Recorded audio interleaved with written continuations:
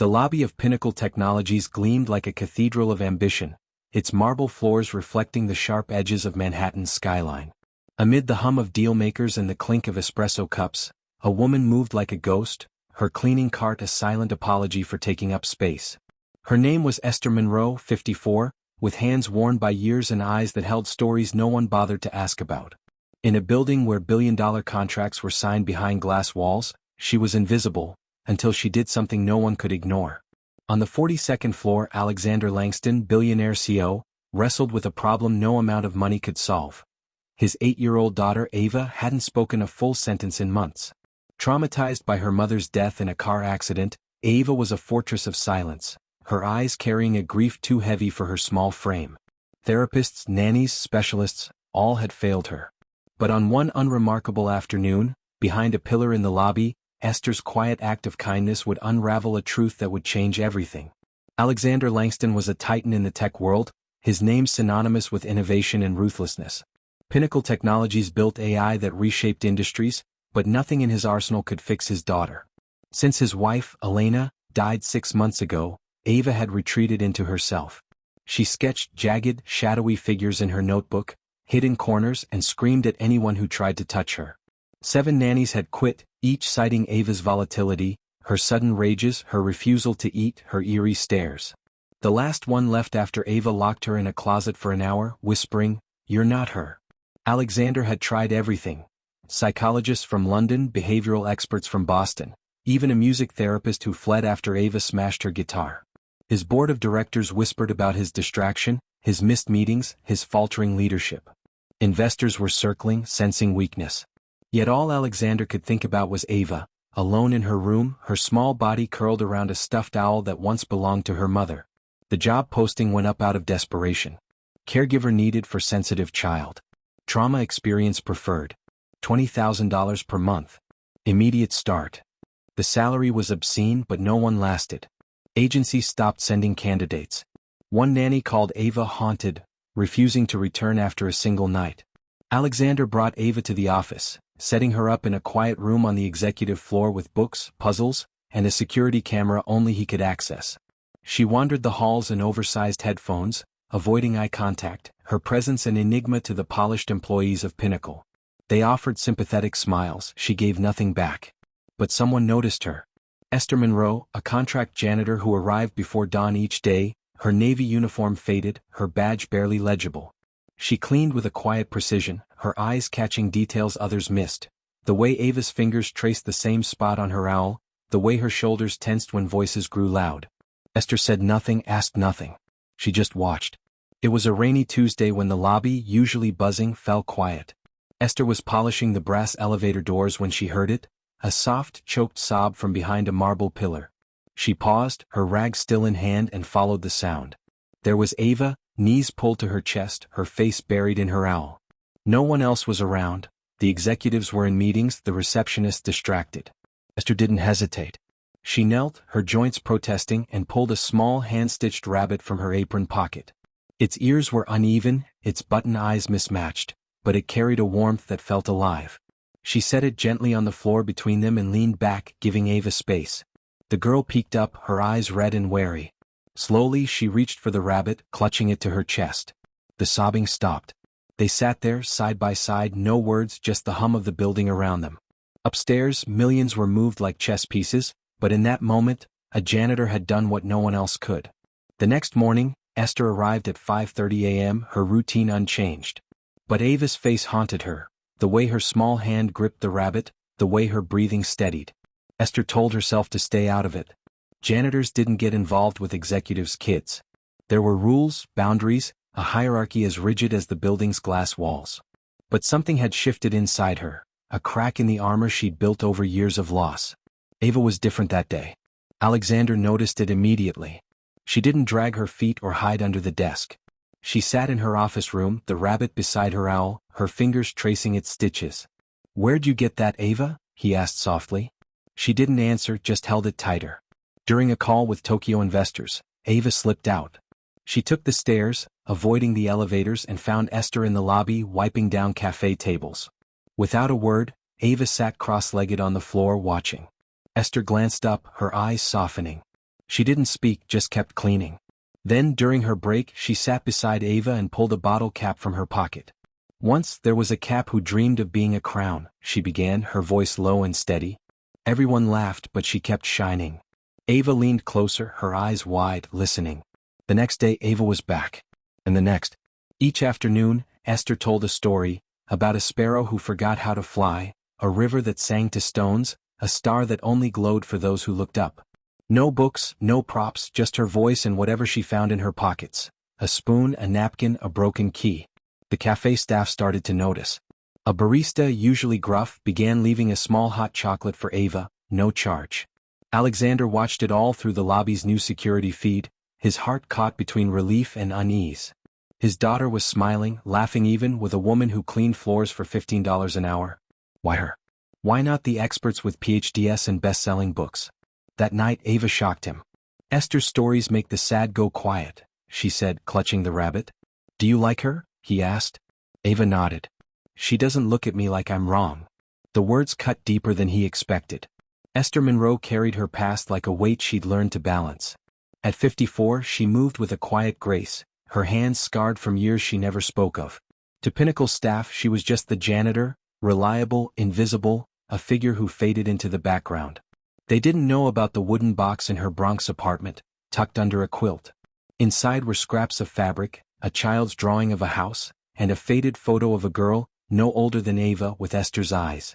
Her name had been Lila, lost to a car accident a decade ago. Esther had been a social worker once, specializing in traumatized children, until grief stole her voice and her purpose. She'd disappeared into silence, taking jobs that asked nothing of her heart. But Ava's pain was a mirror, reflecting her own. Each time the girl sat nearby watching her clean, Esther felt the past stir, a reminder of who she'd been before the world broke her. The lobby became their sanctuary. Ava appeared daily, always with the rabbit, sitting near Esther's cart. Sometimes they spoke, sometimes they didn't. One afternoon, Esther told a story about a lantern that only lit up for those who'd lost someone. Does it ever go out? Ava asked, her voice small. Esther paused, her rag still on the table. Not if you keep it close. Ava's eyes filled with tears, but she didn't scream. She leaned against Esther, her head resting on her arm. Alexander, watching from his office, felt his chest tighten. He'd spent millions trying to reach his daughter, but this woman, with nothing but stories and a stitched rabbit, had done it. He decided to dig deeper. That night, he called a private investigator, a discreet contact from his corporate days. Find out everything about Esther Monroe, he said. Quietly. The report came back a week later and it hit like a punch. Esther Monroe, former social worker, master's degree from NYU, once ran a community center for at-risk kids in Brooklyn. Her daughter, Lila, died at 9 in a hit-and-run. Esther was in the car driving when it happened. She blamed herself, quit her job, and vanished from public records for years. No family, no social media, just a string of low-wage jobs until Pinnacle. Alexander stared at the pages, his coffee cold. This woman, who'd lost everything, had found a way to reach Ava when he couldn't. The next day he found her in the lobby, polishing a railing. Esther, can we talk? She nodded, drying her hands, and followed him to his office. The elevator ride was silent, but her calm unnerved him. I know about your daughter, he said gently. Why didn't you tell me? Esther's eyes met his, unflinching. Because it's not a story you tell to strangers. You've helped Ava, he continued. I need to understand why it's you. Esther's voice was steady. She's not broken, Mr. Langston. She's grieving. I don't try to fix her. I just sit with her. Alexander felt the weight of her words. She trusts you, he said. That's rare. Esther nodded. She trusts me because I know what it's like to lose everything. That evening, Ava surprised him again. Can Esther come to our house? Just once? She tells better stories than anyone. Alexander hesitated, his instincts screaming to keep control. But Ava's eyes, brighter than they'd been in months, silenced his doubts. Just once, he said. That night, Esther sat on the floor of their penthouse, Ava curled beside her. She told a story about a bird who carried a broken wing but still flew to the moon. Alexander watched from the doorway, his heart aching with gratitude and guilt. The next morning the lobby felt different, warmer, softer, despite the gray drizzle outside. Esther was wiping down the cafe counter when Ava appeared, her rabbit tucked under her arm. Is today a story day? She asked. Esther smiled, nodding. She told one about a clock that ticked backward, giving people second chances. Ava listened, her fingers tracing the rabbit's ears. When the story ended, she looked up.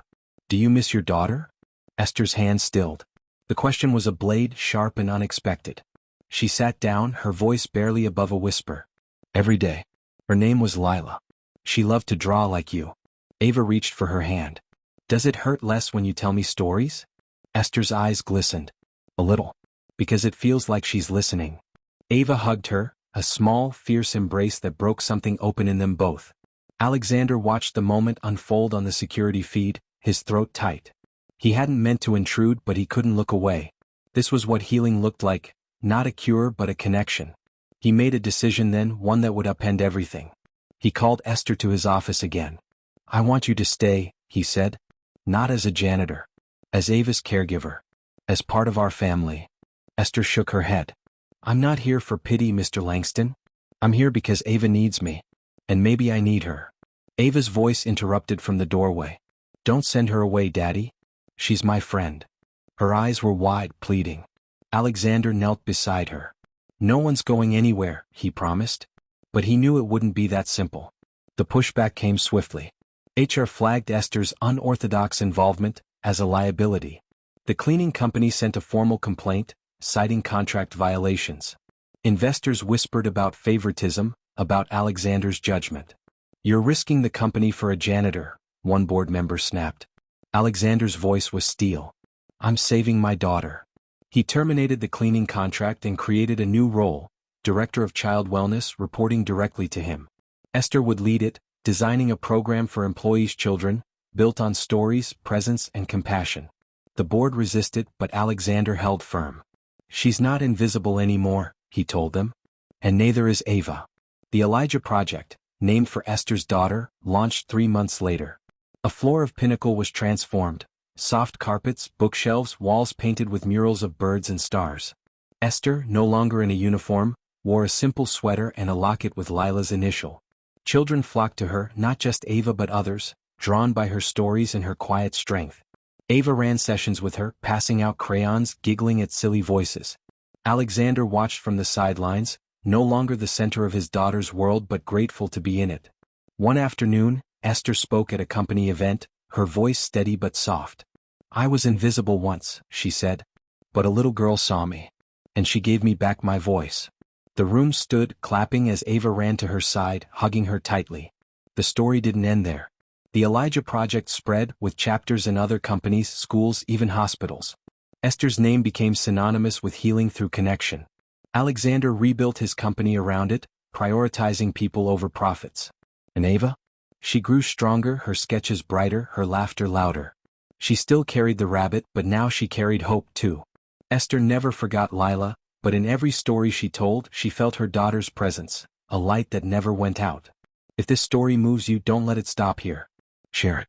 Tell someone about Esther and Ava, about the power of seeing the invisible. Subscribe if you believe in stories that heal, in moments that matter. Be the reason someone still believes in kindness.